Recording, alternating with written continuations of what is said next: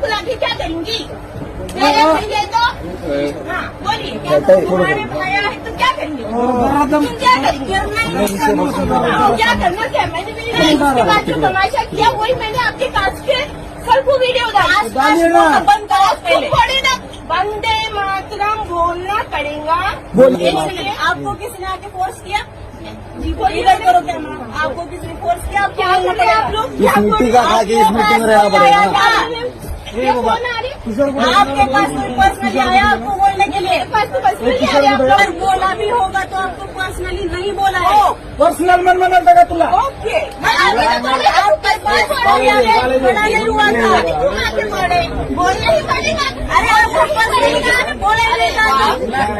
भारत स्वातंत्र्यामध्ये होता ज्यावेळेस भारतावर इंग्रजांचे राज्य होतं त्यावेळेस भारताला सर्वांना एकत्र करण्यासाठी आणि भारताला पारतंत्र्यातून काढण्यासाठी वंदे मातरम गीताच्या खाली सर्व एकत्र आले होते आणि तेव्हा आपल्याला आज भारताला स्वातंत्र्य मिळलंय.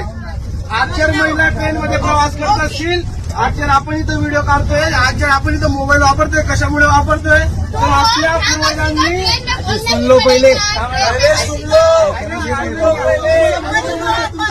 ऐकून घ्या तर त्यावेळेस वंदे मातरम गीत त्याच्यासाठी होतं तर भारताला स्वातंत्र्य मिळवून देण्यासाठी होतं आणि आज आपण वंदे मातरम मोठं काम करतोय. त्या ठिकाणी एखादी महिला जे वंदे मातरमचा विरोध करते, जो वंदे मातरमला असं पद्धतीने घटना कोणती नाही.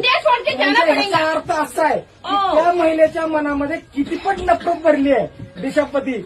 त्या महिलेला देशाप्रतीची नफरत पुढे दिसते. त्याच्या विरुद्ध कारवाई करायचं काम कोण केलं पाहिजे? कोण